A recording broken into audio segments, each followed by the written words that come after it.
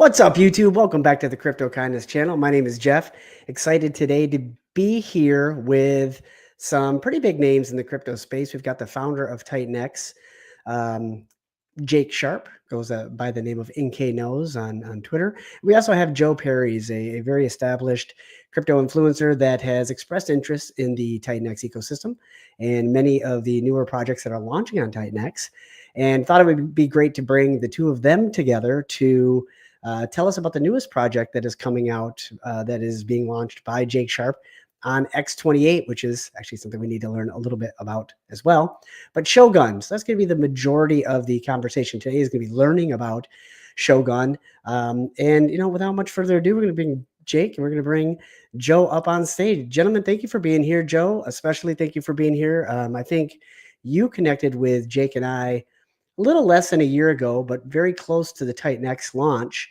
So first and foremost, welcome back to the stream. And I'd just like to ask straight away, we talked about TitanX, we'll call it a year ago. I would love to hear your thoughts on where it is today. Did it play out as you thought it might? Did you get some curveballs in there? Where are we today in terms of your thoughts on the TitanX ecosystem? Well, thanks, Jeff, for having me on. And Jake, good to be here on a stream with you. Really appreciate the opportunity. So I found out about TitanX day 2. So I missed the launch of it. And that was, back right around Halloween of last year. And I played around with it a little bit. And then it kind of was very volatile and was like, I don't know. So I kind of watched it for a week or two after that. And then something intuitively told me, just don't fade this. I'm like, don't fade it, just get in. And so I just aped it. I just went right into it. I'm just like, all right, I'm going to go do a bunch of miners and see what happens. And nothing more than I can afford to lose, right? But I really gave it a go. And a year later, it seems like yesterday. So if anyone's watching this, you might think to yourself, a year is a long time. And maybe in crypto it is, but it's really not. It really moves quickly. But the growth from the community, the amount of projects, and just seeing everything that's been built on top of TitanX has truly impressed me. So much so that I've always kept it on my radar. I've always kept talking and sharing, insights with my own private community. And just there was a lot of people, when the price kept crashing and going down, that were kind of like, okay, but they didn't understand the mechanics and the real behind the scenes of why the price is doing what it's doing. And I've learned in crypto and investing, when you feel like not investing in something, it's the best time to really be paying attention. And I've learned from meme coins actually this cycle what to look for to really hit home runs in crypto. And another influencer I won't name, but they basically were looking at these just totally bottomed out dead charts. And he's like, I love to buy those. I'm like, all right, let me snoop around and look around at some of this that I've known about.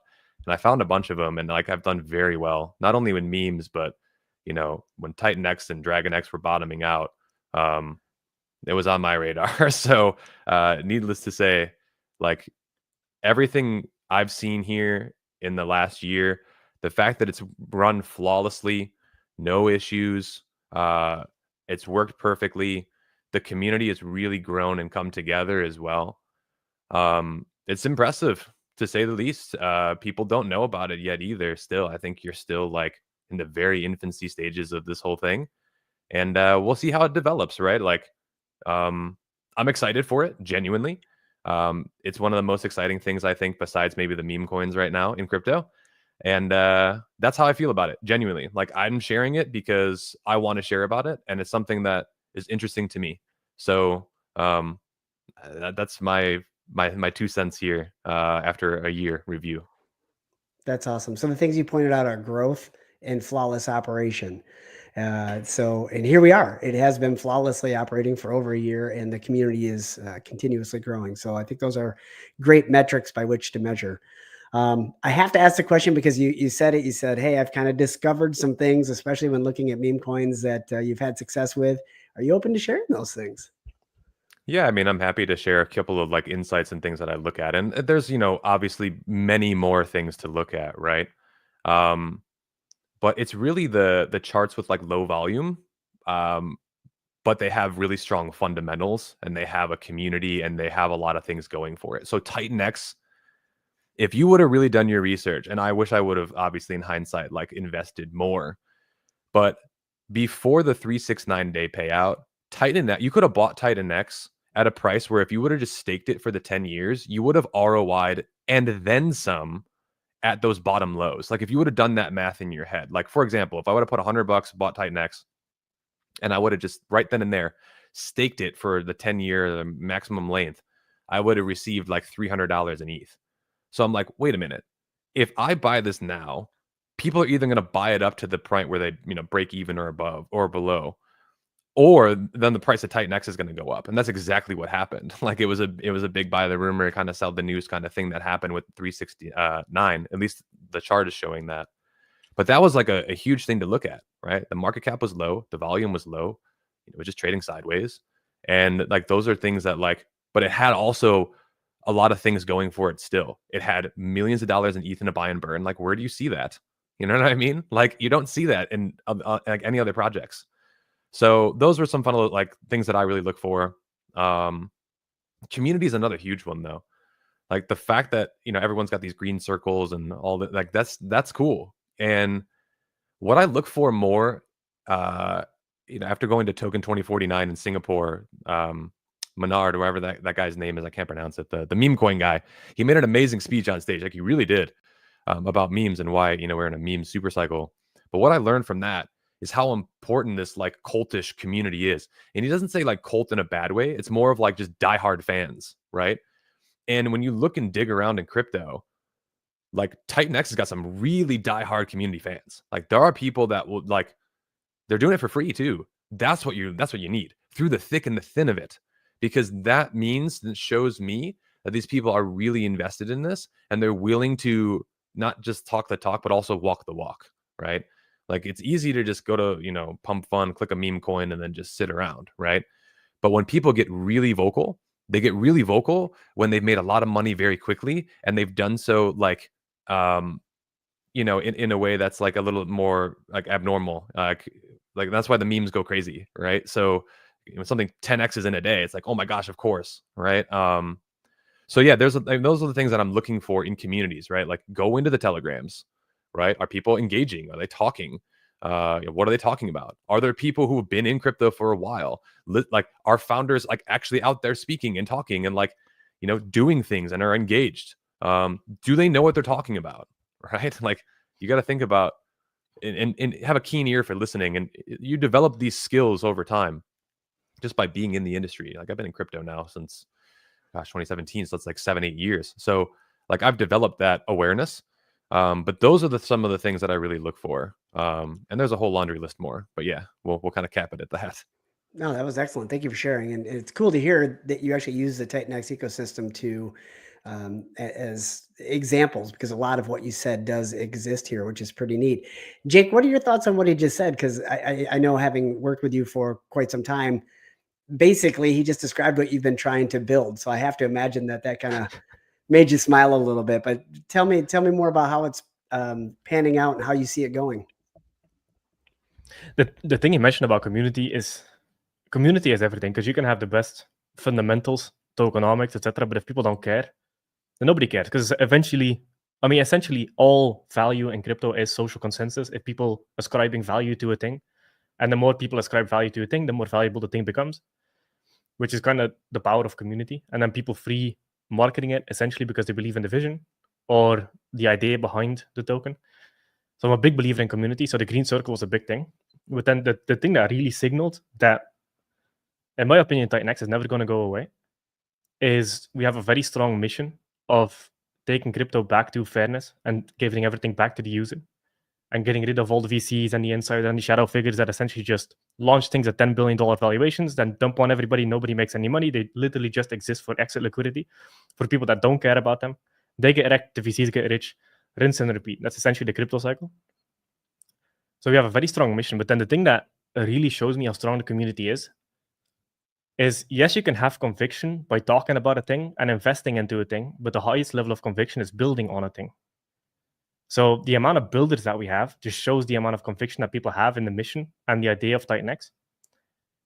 So like the biggest metric I look at is builders. Like the amount of builders that we have is completely unheard of. There's L1s that have $300 million plus of funding that can't even get the number of builders that we have, let alone the caliber of builders to understand tokenomics very deeply and liquidity pools very deeply and all of this stuff very deeply.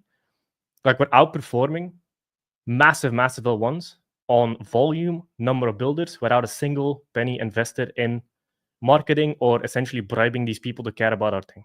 It's all done free and grassroots, which is the purest form of crypto.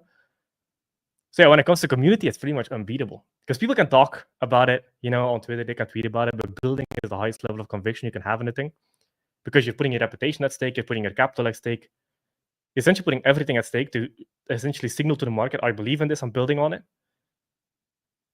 So that the builder metrics are probably the biggest one I look at.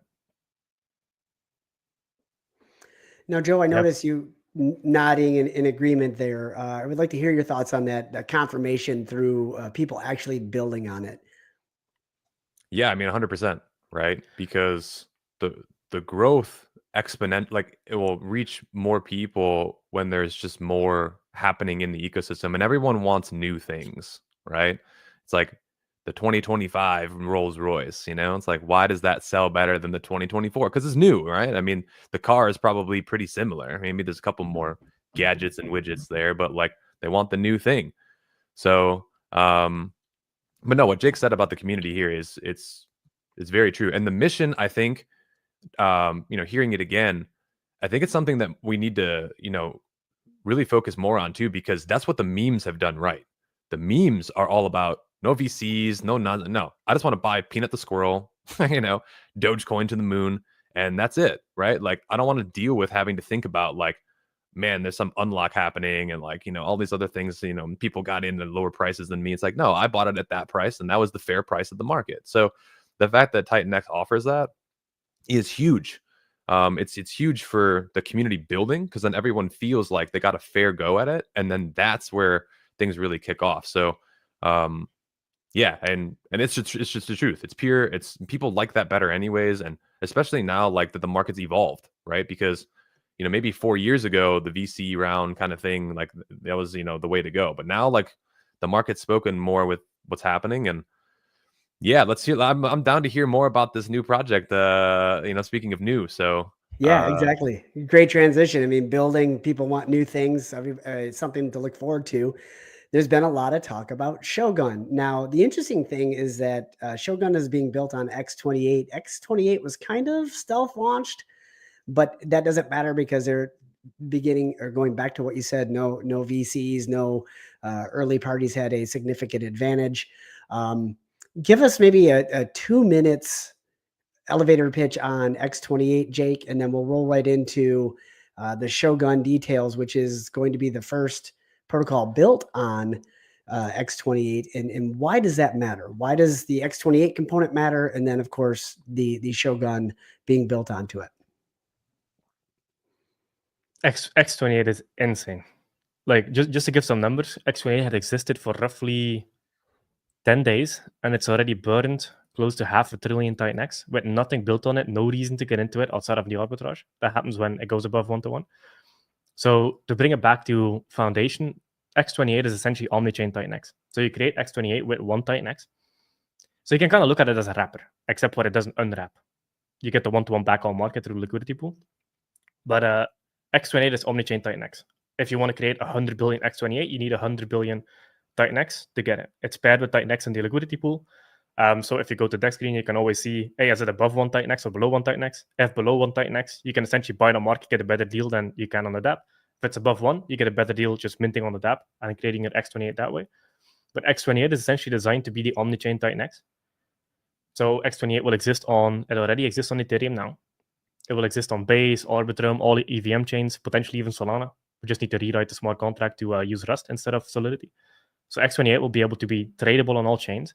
Supply only gets created on Ethereum, which means that it's additive, not dilutive. So it's not like we're launching versions of X28 on all chains. If 1 trillion supply of X28 gets created on Ethereum, and then 200 billion of that exists on Base, well, then that supply comes from Ethereum. It doesn't get newly inflated to get the supply on Base, for example. So it essentially allows all the builders to build on all the other chains that require better gas fees than Ethereum. Essentially, some dApps have higher transactions, some dApps require more user interaction. So X28 is essentially omnichain Titan-X. Now, the cool thing about X28 is as people create X28, half of the Titan-X gets burned, and the other half gets used to buy and burn X28 to constantly break that arbitrage ceiling. So when I mention arbitrage ceiling, it's one Titan-X creates one X28, which means that if one X28 is worth 1.2 Titan-X, somebody can come to the X28 dApp, create X28, sell it back down to 1-to-1, and essentially within the period, essentially get a 20% ROI. They win, the arbitragers get that ROI. The people win because Titan-X gets burned. X28ers win because it buys and burns X28. It creates more X28 supply for them to participate in protocols like Shogun. And people can take that X28 bridge to all of the chains. And that the crazy thing, and this is why I decided to build a Shogun on X28, is when you build on X28, because I've seen this pattern with builders where, so anything I build on Titan-X, 20% of the Titan-X that comes in gets burned. But then I understand the builders coming in, they're like, oh, that's 20% of value lost for my protocol. So then they start lowering it. It goes from 15% burn to 10% burn to 5% burn to 3% burn. And at that point, it's like, you might as well burn nothing. So with X28, when they build on X28, they're constantly breaking the arbitrage ceiling because people want X28, they're minting X28, which reduces Titan-X supply, which then pushes up X28 because it's paired with Titan-X. And it's like this, Crypto Kool-Aid calls it a piston. I like this idea of a piston. Like the moment the pistons activate, it burns both Titan-X, both X28, which creates this hyperdeflationary piston effect across the ecosystem. So when people build on X28, by default, they're going to be burning Titan-X without needing to burn X28. Because it's constantly going to force X28 to go above 1-to-1, which creates burning of Titan-X, which creates burning of X28. And it's this massively powerful hyperdeflationary system. And it's really going to go into effect with Shogun. Because Shogun is... You want to jump into Shogun? I do. I just want to ask real quick, Joe, do you have any questions surrounding what Jake just said pertaining to X28? No, I mean, I listened, more to live streams and things that were going on in the last week or so. And I think it was I was sleeping, but then like the next morning I found out about X28. To me, people try to make it more complicated than what it really is. X28 is just Titan-X. You just put it on different chains and different, but think of it as Titan-X, sure, right? And so the arbitrage thing makes it fun because, it gives people opportunity to trade one way or another. But what it essentially is Titan-X, right? So don't try to overcomplicate like, oh my gosh, now I need this new token. And it's like, no, it's just Titan-X, right? And then, if the fees for Ethereum go wild and people want to build now on other chains, it's opening the door to so much more, right? And the tokenomics that Jake just explained, I mean, the fact that they're already doing it in and nothing's even built on X28 is pretty crazy. It'll be even crazier to see now with Shogun and whoever else decides to build. And the key though is the incentivizing people to build on X28, right? Because he saw that like, hey, people only going to do 3-5% burn. Now there's more of an incentive, and also too, I think it's new, it's fun, it's different, right? Like that's a key here that I think we're going to see how the experiment goes. But yeah, let's dive in. Perfect. Thanks. Okay, Jake, elevator pitch us Shogun. Tell us why it's the best thing in the world, which I know you're so excited about. Yeah, so people have been asking me to build a hyperdeflationary token for a long time.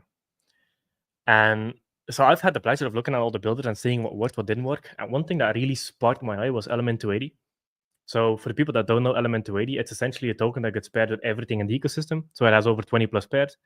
But the cool thing that exists on the blockchain is you have these things called arbitrage bots. So when you have a token that exists on 20 different pairs, the way Uniswap works is every pair has its own price.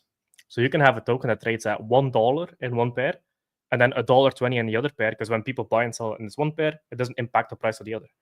So there are these things called arbitrage bots that will, in this case, the $1 pool and the $1.20 pool, it will buy in the $1 pool and sell in the $120 pool, and it will kind of cancel out at $1.10 or $1.05. But they're price fixing bots. Might be a better word than arbitrage bots. Now, what I noticed with Element 280, so it existed in 20 pairs, and this is going to play a massive part in Shogun.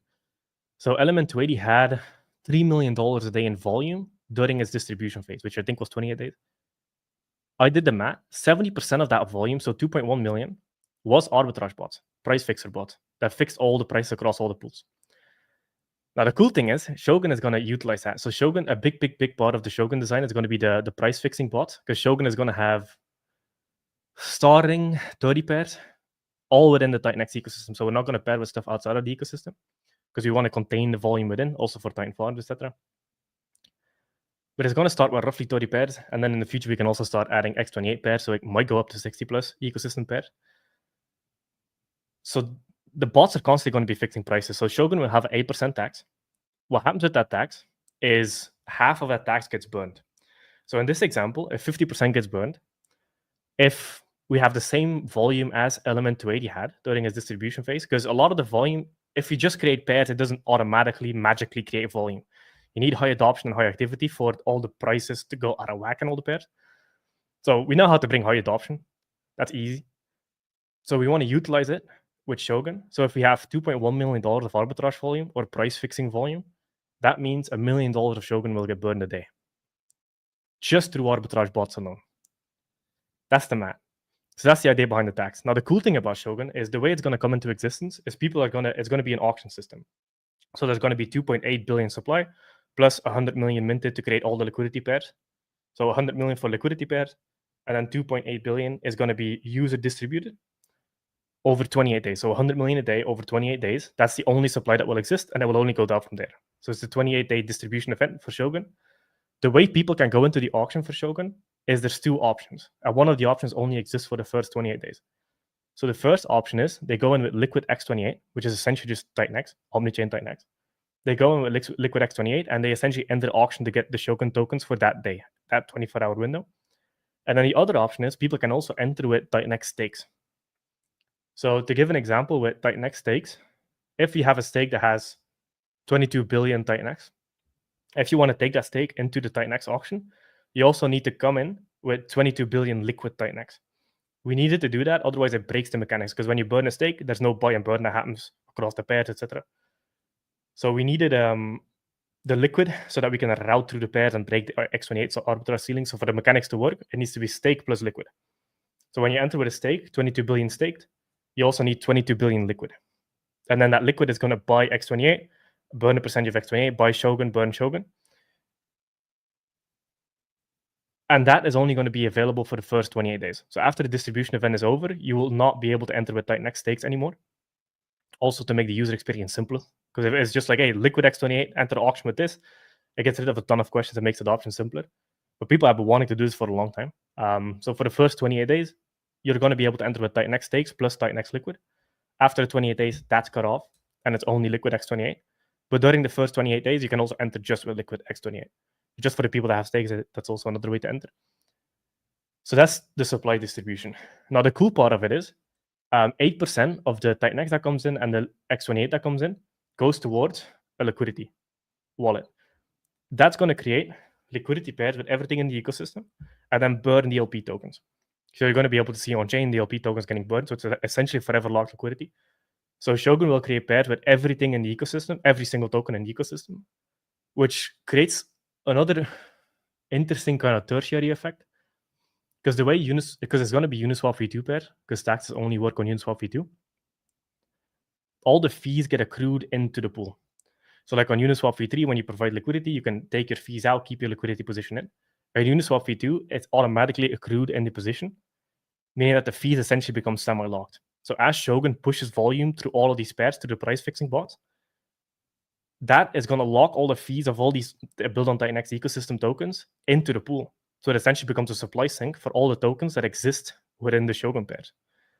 So this is going to do a lot. It's going to push X28 above its arbitrage ceiling all the time, 24/7 nonstop, which is going to burn Titan X supply, create X28 supply. People use X28 to enter Shogun. 20% of the X28 also gets burned that enter Shogun.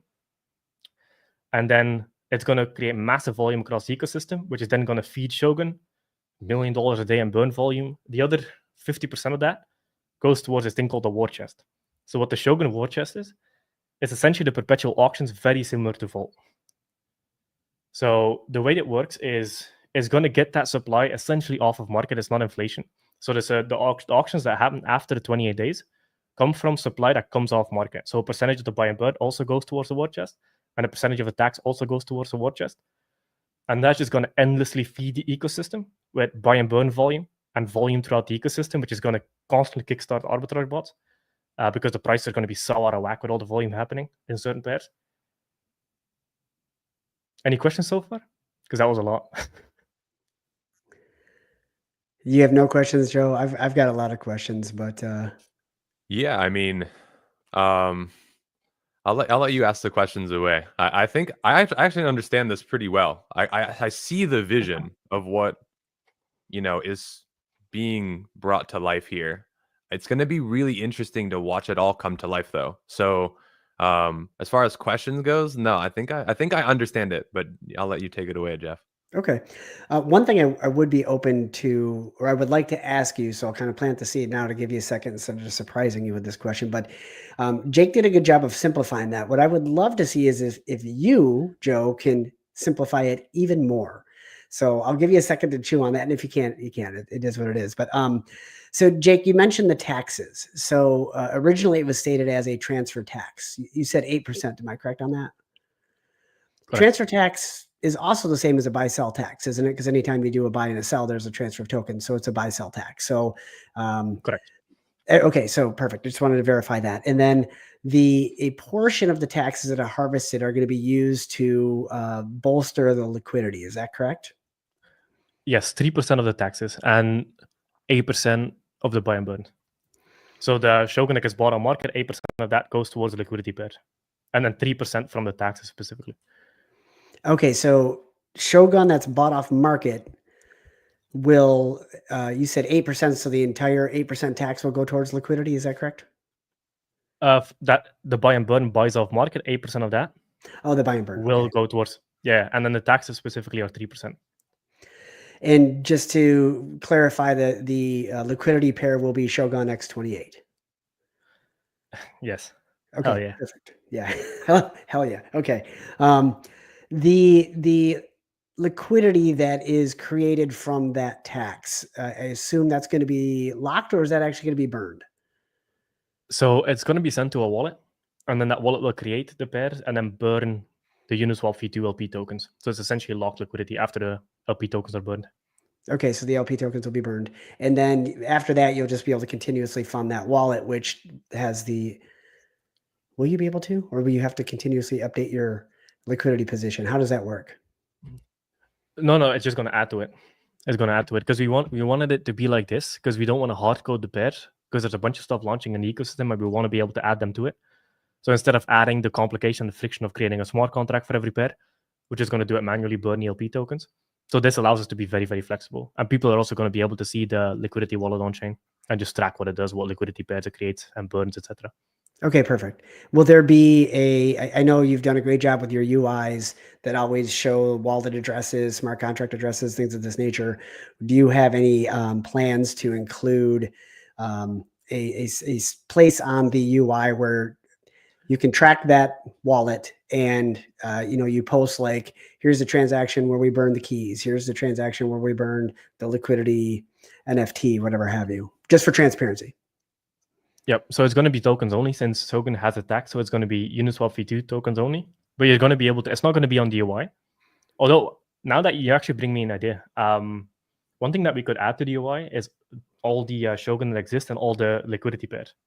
I just have like a page with pairs that just lists all the amount of Shogun in all the pairs and the dollar value of all the pairs.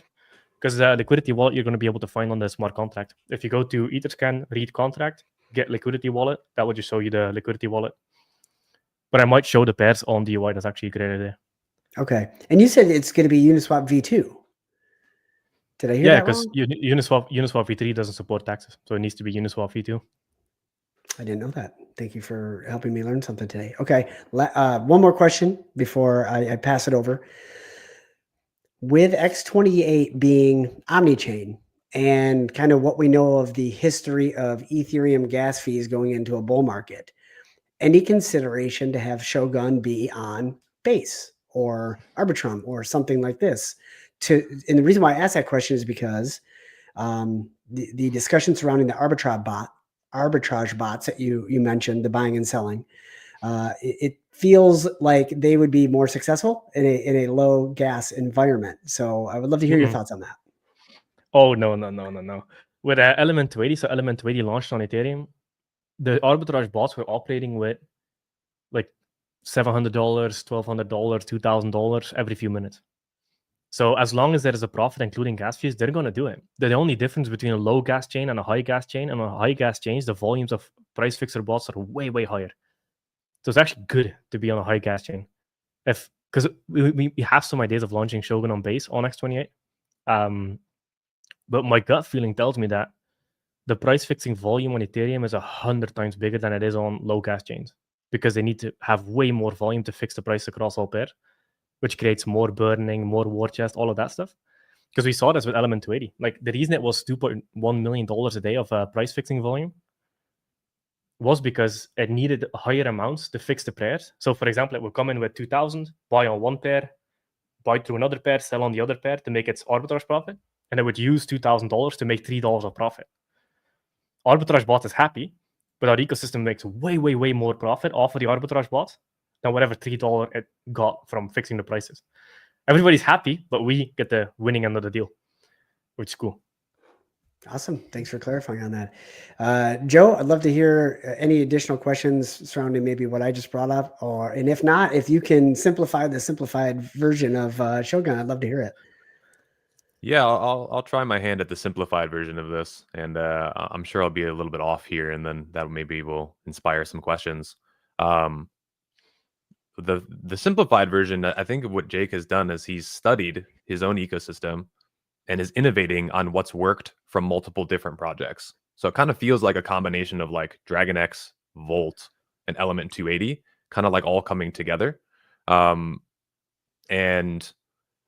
I didn't know this until I just heard him say this, but it's going to be like a deflationary token with a capped supply, kind of like a Volt, where, hey, there's a billion tokens or whatever that number is, 100 million a day, and then that's it. And then with all that economic energy, it just keeps buying and burning, and then it takes that, the taxes and whatnot that goes into this war chest, and that kind of facilitates people continuing to auction, which then continuously does more buying and burning, because that's the key to wanting and keeping people's interest. Seeing that, like, okay, 30% of the supply is gone. Now it's going to be 35 in a couple of months. Maybe it's 40. Like, that's crazy, right? And then, with more, if the Ethereum price goes up, everything's levered on top of each other, and all the trading with the arbitrage. Like, I see the vision of that. So the simplified version, I guess, is just kind of a combination of a lot of these projects that a lot of people are already familiar with, and he's innovated on it, which I think is really neat, because in order to grow, that's what you got to do, right? You got to keep playing around and testing things and trying and seeing. And I really do applaud him and all the builders for continuing to push the boundaries of this, because you have no idea, right? Like, where things can really go, but you only find out by building and building and building. So that would be my thing. Builders, keep building, just keep doing that. And like, I'm excited to see how it all kind of comes to be. As far as questions for me, the only question would be like, how close are things to being finalized, right? Because I'm always looking for like, okay, I'm assuming that we're, speaking about this, right? That it's probably not, 6 months from now. I'm sure it's probably, maybe, sooner than later. But that would be one question. And then another question, I guess, would be, the ease of use of everything. Is it going to be similar and feel very similar to, all the other TitanX projects? Because I feel like between TitanX, DragonX, they all kind of have the same feel with the UI and how the ease of use. I think that is very important. And that's all I really got for us at this time. Go ahead and take it, Jake. Oh yeah, Shogun is close. First audit, essentially already came back. There's 0 issues. Like, these are code bases we're very familiar with. We're getting a second audit done by 3 individual people. So it's kind of like 4 times audited, but it's the same company. So consider it 2 times audited. But it's a lot of the code that we have from TitanX, Hydra, all the buy and burns. Like, we know how to build buy and burns by the back of our hand at this point, essentially. So there's always like 0 issues. So the first audit came back clean, 0 critical or high issues, which is good. That's amazing. And the second audit is now going to start tomorrow. And people like the numbers I like. If people know the numbers I like, so they can come to their own conclusion. If everything's good, there's an awesome number coming up close to the end of the month. So Shogun. Yeah, and I guess maybe now I'm thinking of it just more questions here. Has there been anyone or maybe yourself, Jake, even thinking about building on top of Shogun, right? Because it's like layer on layer on layer and layer and layer. Is that something that people have even maybe expressed interest in, or is that something that you're potentially going to look at into the future? Or is this a project where it's like, nope, we're not doing that. It's just a standalone and it's going to be what it's going to be. Definitely X28. People are already building on X28. I know of like 3 to 5 things building in the background on X28, which is good. Shogun specifically, I have not heard yet. Shogun will just be a monster. Like it will just exist on its own. Doesn't need anything. Because essentially built on top of the machines, the arbitrage bots, and price fixing and arbitrage profit essentially will forever exist because of the way liquidity pools work. Yeah, I'm excited for Shogun. I think it might be the magnum opus. I don't think you can build better than Shogun. Give it like 2 weeks and you'll come up with an idea. I'm sure of it. Yeah, maybe. I feel like we've heard that before. It's the combination of X28 and Shogun that's the kill shot, because it's constantly gonna piston that X28 above arbitrage, above 1-to-1, which is gonna drag Titan-X up with it, mass burn Titan-X supply, which increases the X28 price because price at Titan-X is gonna increase the Titan-X price because the supply becomes scarcer, way scarcer, very quickly. On top of all the other burning of the build on Titan-X protocols. So yeah, Shogun and X28, I would look at them as brothers. They work together. If it was just Shogun, it would be good. If it's Shogun and X28, that's the kill shot. It's the combination of the two, which is why I wanted X28 out first. Because I had this idea for Shogun for a while, but I was like, nah, it needs to be on X28. There's no other way. Nice. I'm thinking here, and I think I have a few other questions just kind of like in my mind here, and some critiques that I've kind of heard just by doing research and things. I know a lot of people, when they see the volatility of Titan-X, right, they get a little worried, and then when things build on top of each other, that exponentially goes up and down, right, towards the up and the down, and people are saying and thinking about like, oh well, we shouldn't have all the liquidity in Titan-X because what if something happens to Titan-X? That's one thing maybe we can discuss. I have my own thoughts and opinions on that, but that's one thing. And then another thing too, with the whole narrative of meme coins and culture and what the market is showing us, clearly memes are outperforming everything. Is that something that, X28 is going to want to embrace more of? Is that something that, needs or does not need to be done? I have my own opinions on this as well, but maybe hearing from the both of you on those two things, adding different liquidity, maybe Ethereum behind some of these other projects, is that good or bad? Again, I have my opinions, but maybe something to discuss here as well. I think it's a horrible idea. Like the beautiful thing about Titan-X is the vertically stacked liquidity pools. Because what you get, let's take Volt and Titan-X for example. Let's just use another project. Let's do Hyper Titan-X, for example. So if Hyper had an Ethereum liquidity pair, if people wanted to buy Hyper with Titan-X, the way the Uniswap router works, and this is what a lot of these guys don't get, because we look at everything from a builder's perspective. So if somebody takes Titan-X, buys Hyper, because now it only has a Titan-X pair, the Titan-X will buy Hyper, essentially causing no sell pressure on Titan-X, because the only thing it impacts is the ratio between Titan-X and Hyper in that specific liquidity pool. If Hyper would have a wrapped Ethereum pair, what would happen in the Uniswap router is it would sell Titan-X for Ethereum and then buy Hyper with Ethereum, essentially causing sell volume by good intention users. So the beauty of the ecosystem is the vertically stacked LPs. And LP fixes itself over time. Like there's meme coins that have $800 million market caps that are not listed on centralized exchanges that have $4 million of liquidity. It doesn't stop anything from happening, ever. So people need to look around.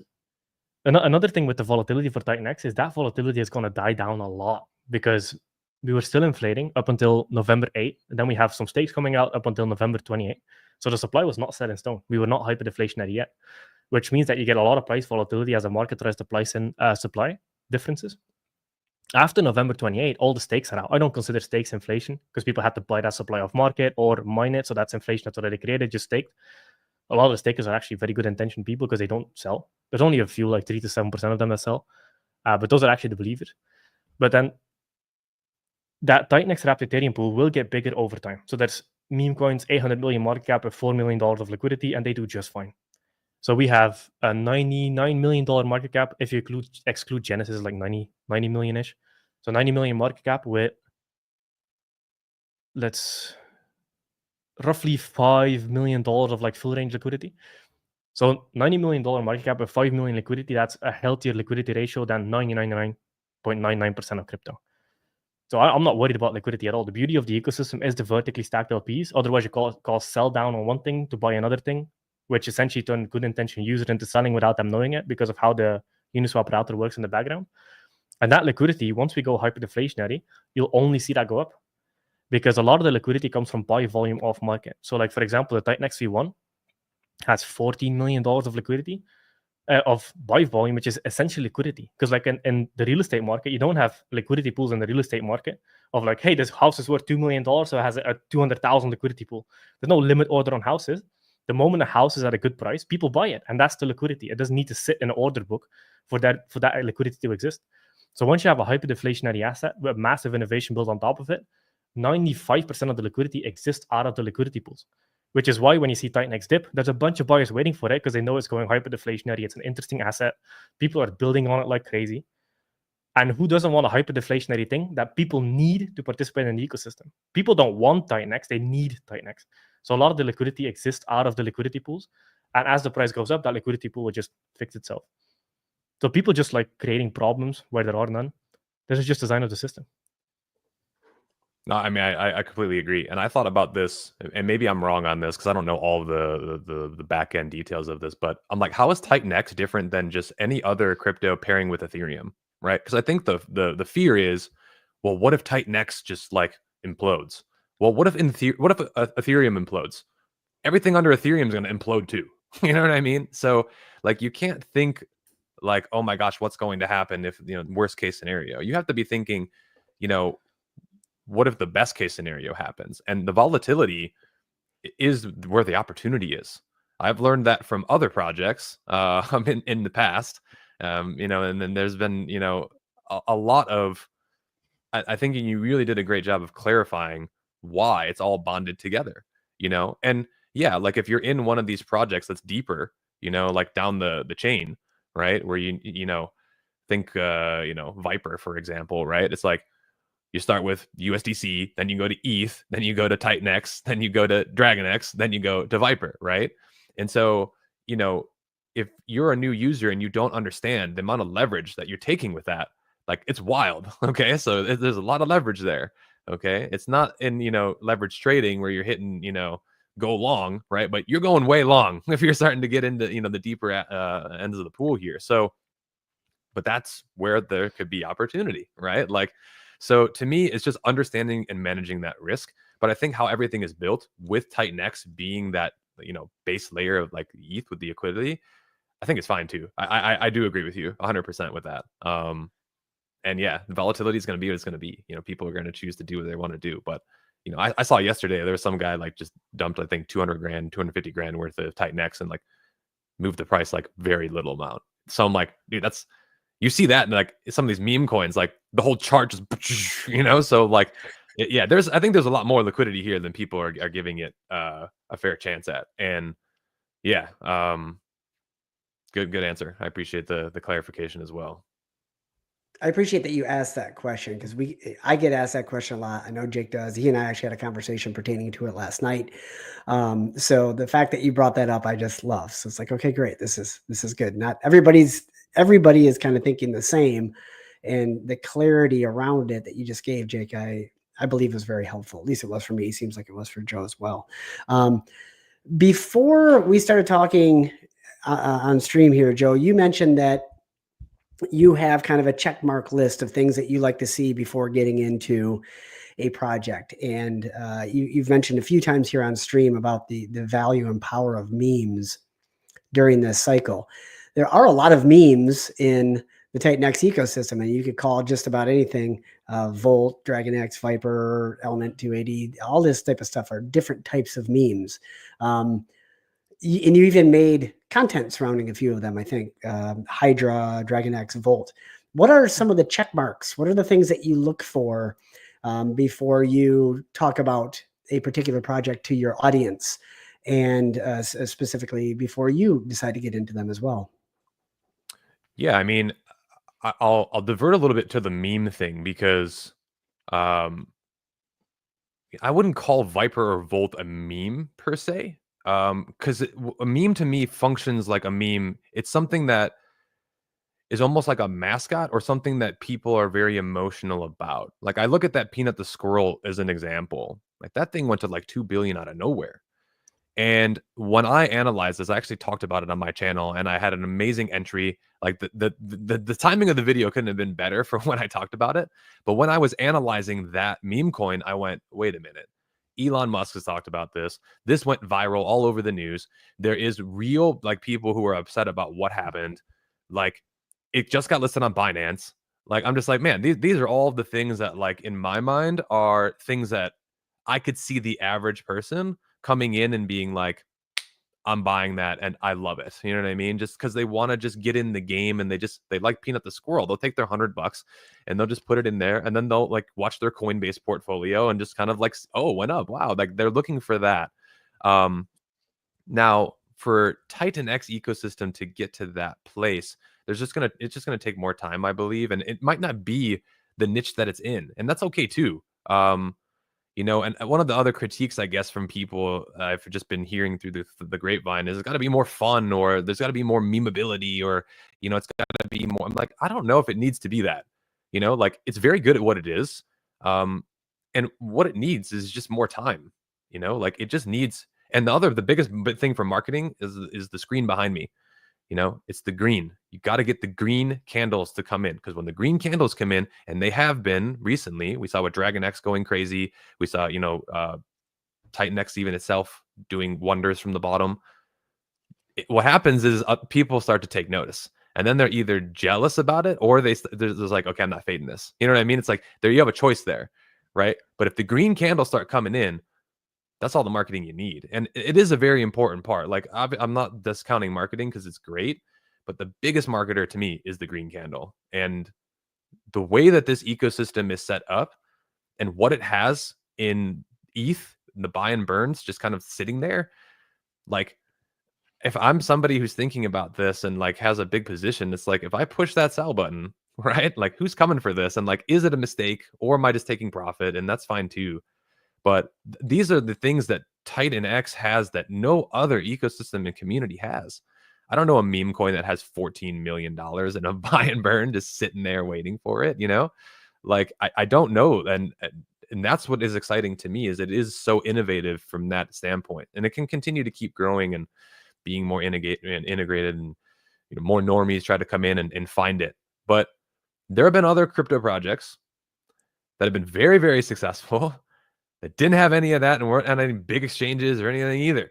So it's kind of a myth in my mind, because it's like, well, just let the charts do the talking. This is a $90 million market cap project right now. Like, that's not 9 million. That's not 900,000. Okay. Like this is 90 million. And it's been well over 100 for a while, multiple times. And if it, you know, yeah, I don't know. People are just kind of, yeah, those are my things. And I guess to kind of just wrap up briefly of other things that I look for, we kind of touched on it a little bit earlier too, so I don't want to go much more in depth with it, but trust your instinct. I know that's like the worst advice when it comes to like, you know, but for me, every single time I've really like trusted my core instinct and gut with something, just looking over it, it's always been more right than wrong. Like sometimes you're wrong, that's fine, but I really do think that people need to just develop the skill. Go look at 100 different crypto projects and really dissect the white paper, the founder, the team, you know, whatever it is, right? When you do that, you learn and you develop the awareness of like, all right, why has this been successful and why this hasn't been? That's the skill you're really after. And it takes time.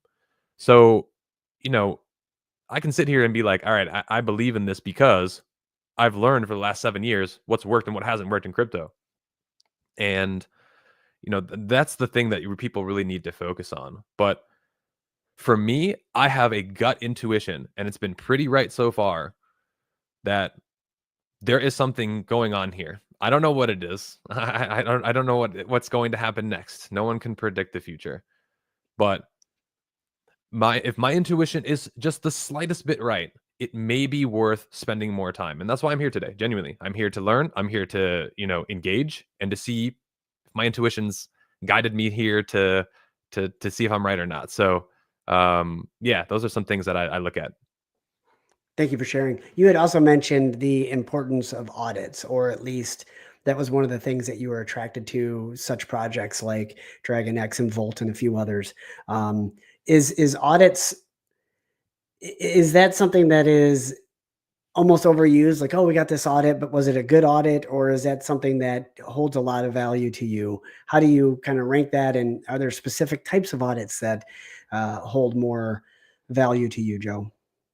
I mean, it certainly is an important factor, but I would say that when I go, my mindset, so crypto and investing, you have to have a mindset, at least in crypto, that it's gone.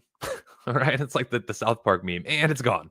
Right. Like if you invest in any of this stuff, just imagine it gone. If you ever get it back, it's a bonus. Right. So for me, like, of course, I'm trying to, win the game and be a good investor and everything else. But like, you have to go in with that mindset, because it is still, there's just that element of risk is there, right? And you can go look at a project and look at the code and it's been audited and all these things, and there could still be something crazy that happens. I mean, we've seen it in crypto a million times with billions of dollars of projects, right? So to me, yes, it's an important factor, right? Like it's better to have 3 audits than 0 audits, right? Like at least you're starting there. But I'm willing to take a chance and roll the dice on something, in crypto, fully knowing that like there's a chance that I just never get this back out of there, right? So if you just manage your risk properly and you understand that mindset, I think that you're already light years ahead of where most people are at with this. And I would say that most people who are new to crypto, they don't even know what an audit is. They don't even know like why that's important. You know what I mean? They just want to see the numbers go green, and it's understandable, So, yes, it's very important. I won't say that it's not, but the most important thing definitely is probably, the attention, and the attention comes from the success. And there's just been an enormous amount of success here. But, how you quantify that is up to you. But like, to me, it's very successful, all the way from the beginning of this. So. Awesome. Thank you for sharing that. Got a couple questions coming in. First one is, will Shogun transfer tax apply to auctions? Nope. So when you enter the auction, you get Shogun without the tax. So instead of buying a market, that's another incentive to enter the auction instead of buying a market. So if you go the auction, you get your supply, you don't pay the tax on that. But when you sell, you do. So there's another incentive to go through the auctions instead of on market. Perfect. Thank you. Another question came in. Thank you for the super chat. How are you able to determine volume on E280 2/3 arbitrage fixer? That's a good question. I mean, it kind of helps us understand how you came up with that to build out Shogun. How did you do the research on that? Mine just obsessive mindset. I was watching the transactions like 6 hours a day, 8 days straight. I just look at on element 280 during its distribution phase, because now the volume is a little bit lower, because a lot of it depends on activity and adoption and volume across all the pairs. So it's not like it's just magically existing in the pairs and you get this arbitrage stuff. You need a high adoption. Like people think there's always this magical solution to adoption. No, you just need adoption. It's that simple.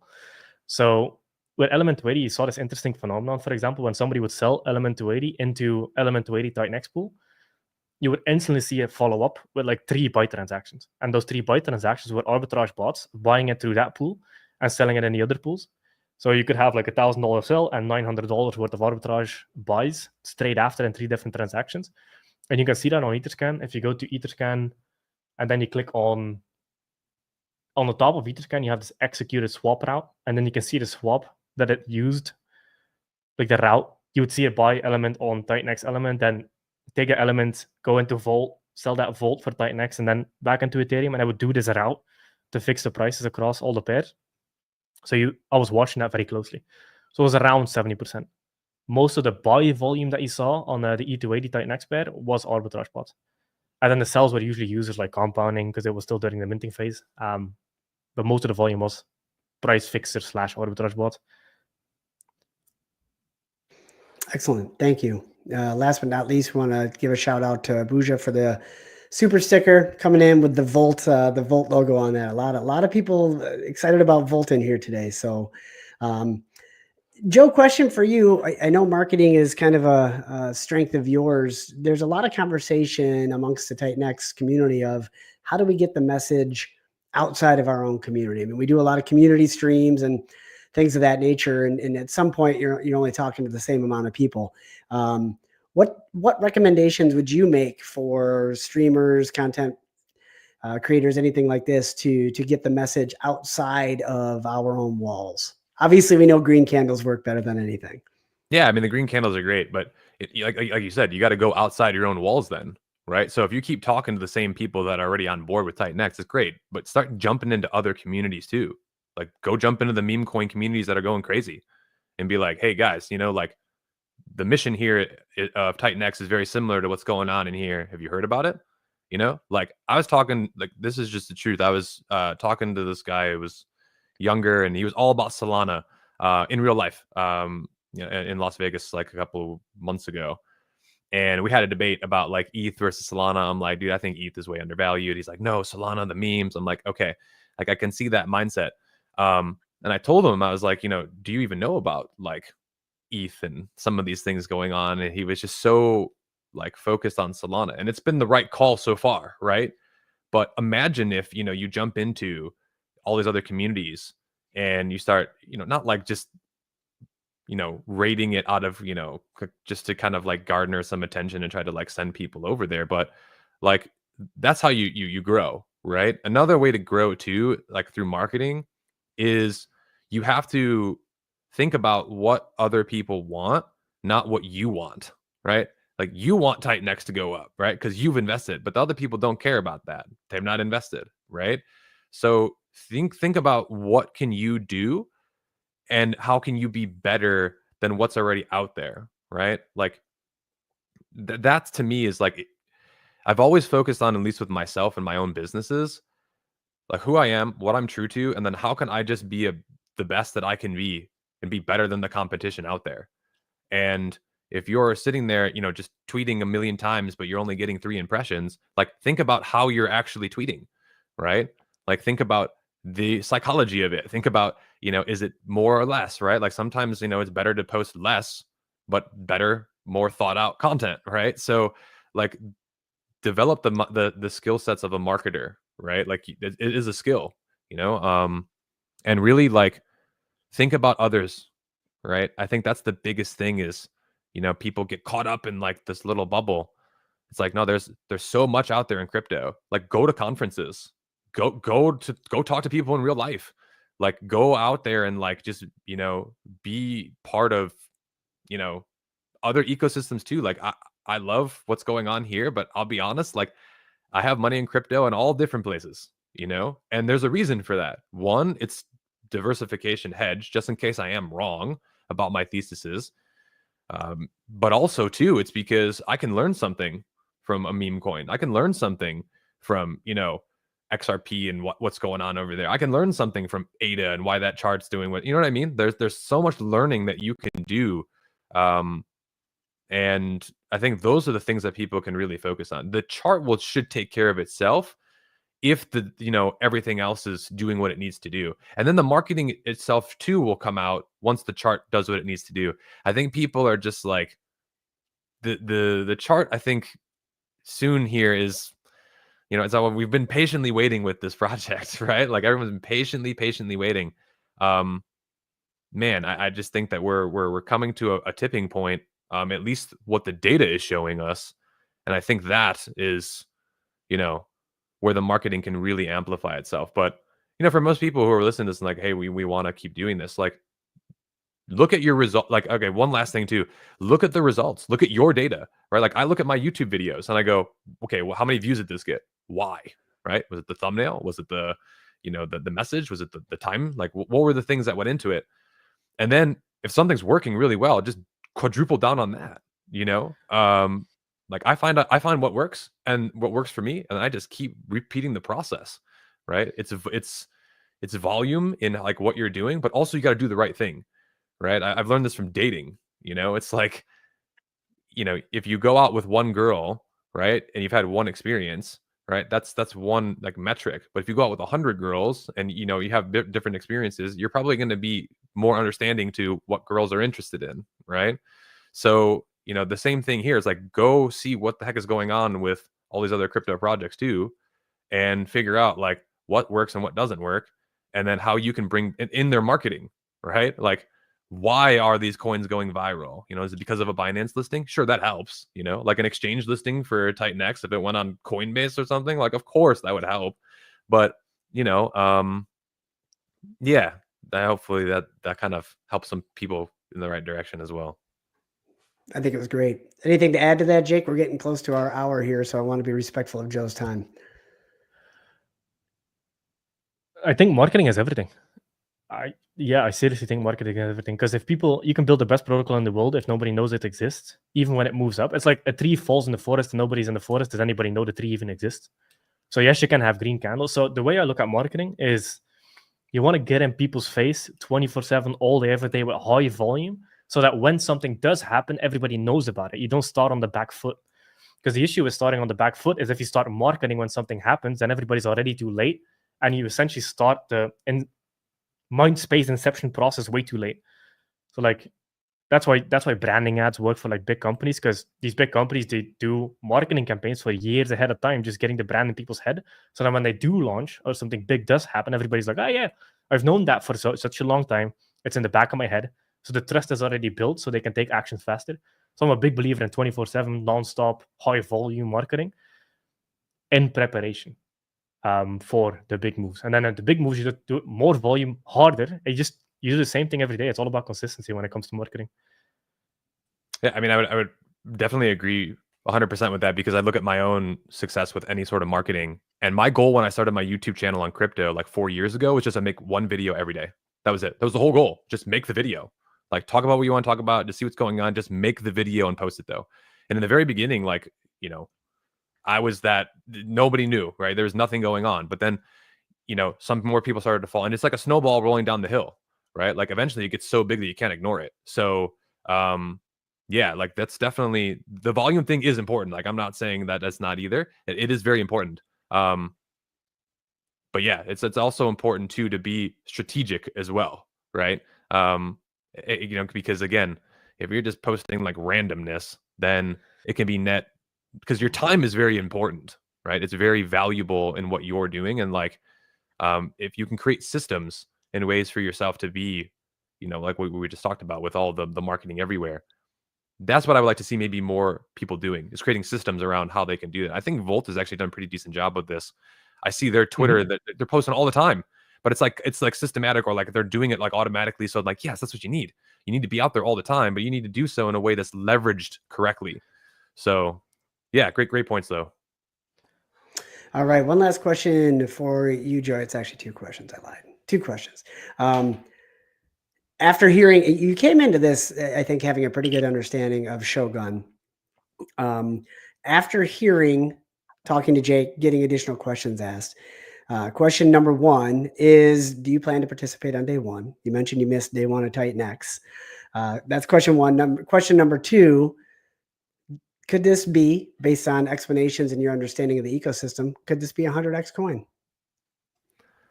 Will I participate? I don't want to like obviously say like yes 1,000%, but I mean there's a high probability, right?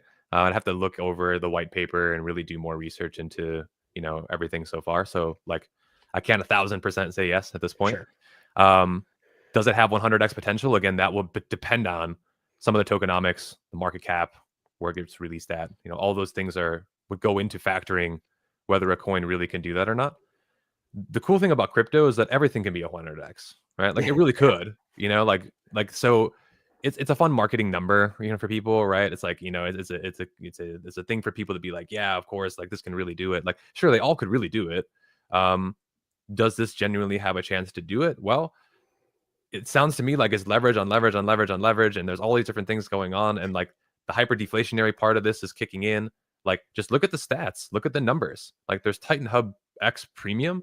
Like, look into that. There's a free version of it too. Like, look at the data, spend the resources to do your research on that. Then you can make an assumption like, okay, is this going to go, and how high is it going to go? And then also you got to ask yourself for the 100x question, how high is Bitcoin going? How high is ETH going? Because everything is just leverage on both of those. The entire crypto market still is just leverage on Bitcoin and ETH. So the more that you play in this Titan X ecosystem, to me, I think you're just still very early to it, because it's just new. It's only a year old, like, and then you just do the math on the coins in the ecosystem, the math probabilities of things, volume. If ETH goes here, like if ETH goes to 5,000 and that's the top, well, that's going to have a factor in play with Titan X, which is going to have a factor in play into Shogun. If ETH goes to 10,000, well, that's going to have a factor, right? So those are the things that I look for these projects. And I'll just say this: I'm excited to see it all come out. And once it does come out for day one or whatever, it sounds like we have time on this one though to kind of get an entry, right? You got 28 days here. The beginning of that, if you have the staking at least and you want to participate, that would be important to be on the ball here. But here's the thing too, since it's an auction, you're going to have to look at the ROI, right? That's another factor to think about. Like, if ROI on day one is 100, well, then maybe it's better to just get in and then sell and take your profit. If it's 2%, well, then maybe it's not. Also, you have to pay attention to the price of Titan X, right? Is Titan X low or is it high? Or do I have Titan X, or am I buying Titan X off the market? So like, all of those things can leverage into the price of this and like where your entry is, right? Like, if you mined Titan X day one, your entry might already be up like 5 or 10x or 20x. You know what I mean? But if you're just buying it now, right, that's a completely different entry point. So this is advanced, I know, like, and maybe this is helpful for people to really think deep, but you got to think deep, because if you're not thinking deep, then you're just kind of, you're gambling. And the whole thing in crypto is gambling. But like, it's just, I like to think a little bit deeper into these things, and hopefully that helps people when they decide to do whatever they want to with the resources. And again, we're not telling you what to do, but that's my thought process more too, of like, will I participate day one or day not? Now that I'm actually thinking about it, it may be better to do day 22. You know what I mean? It might be better to day do 28. Will I be paying attention on day one and looking and monitoring? Yeah, for sure. But there will be multiple factors that go into whether to invest or not. That was a fantastic answer. It was like a master class on how to do your own research, which is what we all say all the time. So thank you for that. For anybody, I mean, we have 1,700 people listening live right now, which is pretty impressive. As far as I know, that's the largest audience we've had, Jake. So kudos to you two gentlemen. Thank you, Joe, for your time. I know you had a time limit, so if you want to jump off, please do so. Jake, do you want to stay on and answer community questions, or do you want to just wrap it up? Yeah, there's also something else with Shogun. So the way auctions work is auctions track market price. So if you assume the price is going to be lower on day 9 versus 1, yes, you might get a better ROI on the auction, but your cost basis might still be higher. So that's the cool thing about auctions, because it's a very efficient system, because it tracks market price. Because either if every coin is worth 10 cents, the auction will probably close at 10 cents per coin when it comes to auction value. But if it's $1, then it will close at $1. Otherwise, it's free arbitrage for somebody coming in last minute. So the cool thing about Shogun as well, I don't think I mentioned this, but the Titan X and X28 that comes in, so the Titan X liquid from stakes and the X28, 69% of that buys and burns Shogun. And it's very aggressive. It's a decentralized buy and burn. So it's not with an interval that is done by a management key. It's decentralized. So in the first 28 days, 28% of the contract balance is going to be used. So if $1 million is in the buy and burn, $280,000 will be used during that day's buy pressure. So 69% of it is essentially, so the Titan X buys X28, then X28 buys Shogun, and the X28 that comes in, X28 buys Shogun, burns it.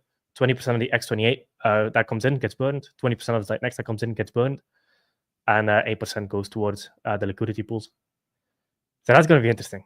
It's a very, very, very aggressive buy and burn. decentralized, which is It's cool. a nice detail to share at the very end there. Yes, that's pretty. Yeah, because cool. I like explaining Shogun as a machine that doesn't stop, because price fixing bots never stop. So like the cool thing about this machine is like if you just explain the arbitrage volume, people are like, okay, Shogun is awesome, and then the buy and burn is kind of like the icing on top. It's pretty big icing, but it's still icing on top, you know. Awesome, I love it. Jump into some more questions here. It seems like the Volt people have a lot of generosity. Booja, tight next to the moon, win marketing. Sounds like we're going to start working on that. Jake, do you have any plans to do targeted marketing? Just be loud on Twitter. That's it. That's really it. Because the way network effects work is you start with a small community, so everything you do on Twitter has small reach. But as the community grows and the adoption is big, like we're growing at 20% a month, over 20% a month. That's massive. If you compound that, right now we're at 18,800 person community. If you compound that, you're at 100,000 in a couple months. Like things can move fast. So any action that we're doing now will exponentially have effects going into the future because we have a bigger user base to amplify it off of. So it's just doing what we're doing more of it, doing more consistently, and it will grow as the community grows. That's the cool thing about grassroots crypto. Network effects, Metcalfe's law. Yeah, and I think that maybe the question that's being asked is like, are you going to go like hire people to market? And it's like, I don't think that that's even the right direction to go with this. Personally, being somebody who has had some experience with marketing, and the reason why is because yes, it's grassroots. That's how you want to build it. Like I look at Caspa, right, as that crypto that like from the bear market just came up out of nowhere. It's like, why does anyone know about Caspa? You know what I mean? So the same thing is kind of going on here. Like you can go like hire and like try to like talk to KOLs and do that kind of thing if you want to, but then what do? They talk about it, but if they don't really believe, then who cares? Like you want people to really believe, because then they're gonna be in there and they're gonna do it, right? The best marketing and the marketers are those who are just gonna do it because they want to do it. That's the best, and that's what you guys got. So just you can't force it to where like you look at the election results for the US, right? Like what did Kamala Harris do? She just paid off a bunch of like random celebrities, right, to talk about her and be like, oh yeah, I'm voting for Kamala. And then what happened? No one cared. You know what I mean? It's just like that was it. They all got paid and they're just like, cool, whatever, moving on with our lives, right? So you don't want to like waste resources that way either. Like you've already built it from the foundation here is so strong that like you just like Jake said, just keep doing what you're doing. If you're participating in this and you believe in it, go tell people, go on Twitter, go on social media, just speak the truth of what you believe, and yeah, that's just keep compounding that and the rest will take care of itself. Love it. Love it. Love it. Joe, anything? I'm not trying to kick you off. I'm just being very No, yeah, I aware of appreciate your it. time. So I committed to an hour. I mean, I have a little bit more time here if we really need to go. Or if you guys plan on going for another like hour or something, then yeah, I mean, I'm happy to drop off as well. I don't know how many more questions you got in the bank there. I do have a few in the chat that came up. One that was impressive, or not impressive, but a good question. And of course, I've lost it because we have so much happening in the chat. Yeah, you have to give me a minute. Yeah, I'm happy to spend a little bit more time and help answer some questions too. I enjoy the challenge of answering some of the questions as well to test my knowledge on everything that's going on. Okay. Challenge accepted. Let's see. Let's ask some questions, guys. I've got a lot. One did come in from this gentleman. Let me find that. Yeah, sorry. Lots of empty airtime.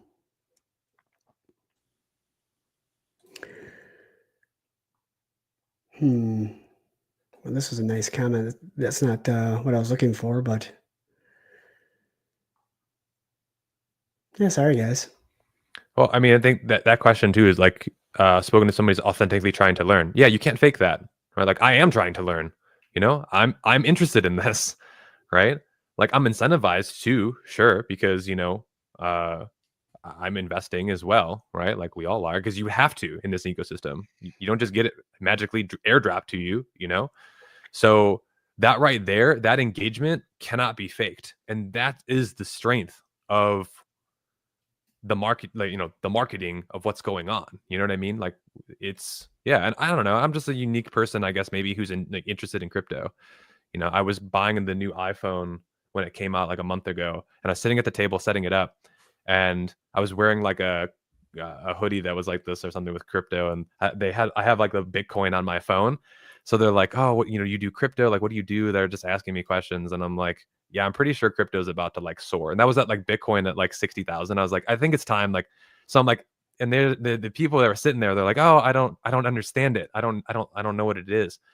And I'm like, and I wasn't like trying to tell them what to do. I'm just like, just listen to what I'm about to tell you. And like, I think it's about time that we're going to see some craziness happen in crypto. I was dead spot on, right? And like, I can only imagine if those people like going back like 2 months ago, like, remember when that guy at the Apple store was talking about that crypto, and now it's like doubled in price, the Bitcoin? Like, man, we should have listened to that guy. You know what I mean? So, but learning is the key, right? Like, you've got to keep coming to these streams. You got to keep, like, I watched 3 or 4 streams before I jumped on here to, I spent my time all night last night, like, I just love it. I love to learn. I just think it's fun. So, but that curiosity, right, is going to fuel everything that's going on here as well. So, yeah, go ahead with the next question, though. Perfect. Here. Yeah, thank you. 3% allocation for LPs small. Could it be more, or is it too late? Yeah, why 3%? Why not a little bit more? LP liquidity is everything in a crypto. So I'd like to hear your thoughts on this, Jake. Yeah, it's more. It's so 8% of everything that comes in goes towards liquidity pools. So it's 8% of the X28, 8% of the TitanX, and then 3% from the taxes specifically. It's So just it's actually, yeah, exactly. And somebody also asked, Voltgum asked, is there any concern about losing keys to liquidity pools? It doesn't matter. It gets burned. There are no keys to liquidity pools. That's the cool part. Nice.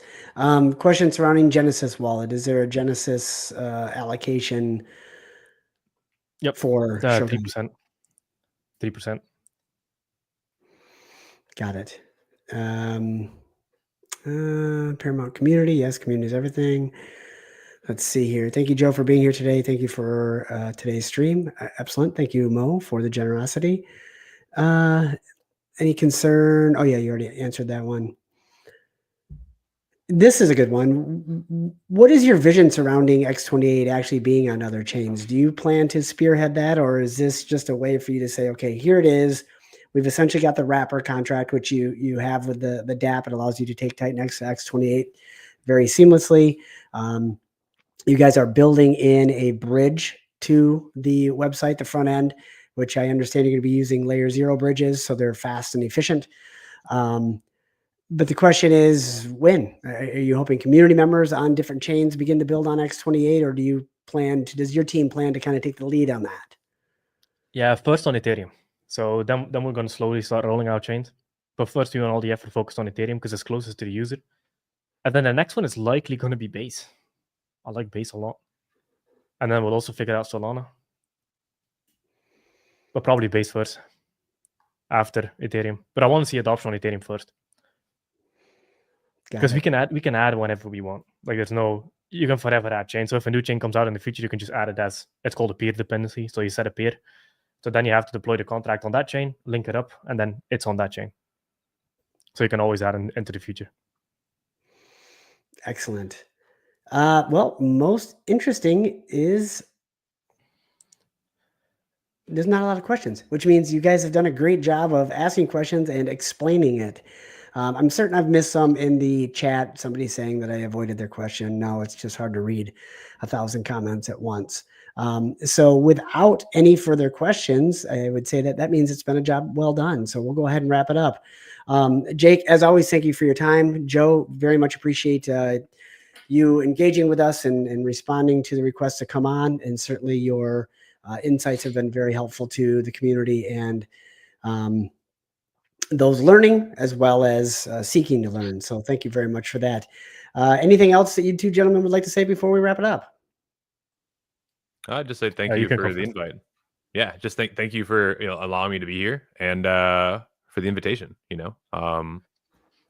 everyone is very busy. You know what I mean? I can imagine the busyness of everyone, especially now in the holidays and everything going on. But I just want people to know, I guess, from this stream too, like genuinely, I am somebody who's continuing to keep learning, just like every single one of you too. Like I'm just your average Joe. Maybe I've just produced more, like been in this longer, but that's really about it. Like I'm still too understanding, playing around, and I think that maybe that's what makes me a little bit different from a lot of other projects and like our other KOLs in this industry is like I actually playing around with this. Like I'm in there in the trenches too, working at it. Like how does the swap work? How does the thing work? What is the wallet? Like I'm doing it, right? Like someone will just be like, oh hey, I'm just gonna make the video, and they just focus on that, and they have no idea how to use MetaMask. Like I know how to use MetaMask. You know what I mean? Like I know how to use these wallets. I know how to. So that right there, is something that I think a lot of people who are watching this, like, spend the time at this, learn, get a ledger if that's what you want, like learn how this stuff all works, because Titan-X at the end of the pool here, we're a little bit deeper than just some random meme coin, right? So there's a little more learning that has to go into this, but just want to say thank you to the both of you for allowing me the time to share, and it's going to be really fun next 6 to 8 months to a year here. I think it's going to be really exciting. I agree. Thank you. Real quick, for anybody looking for information, I'll post some links in the video description below, but there is Titan-X Hub, which is a Mike Dean project that gives all the information you could ever need on anything Titan-X ecosystem. For people that are new that just want a once-over on Titan-X, there is titanx.info.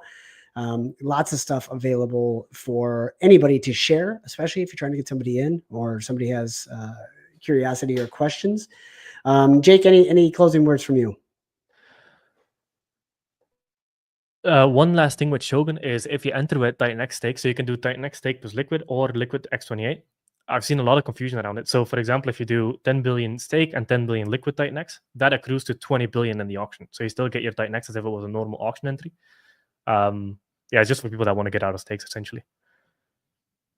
Will that Perfect. one? Yeah, sorry, just thinking off the top of my head here. Do it. Absolutely. To ask you this, will that add more, inflation then essentially to Titan-X itself, though? Because people think, okay, well, maybe I think there's like 30 or 40 billion or no trillion or something like that stake Titan-X.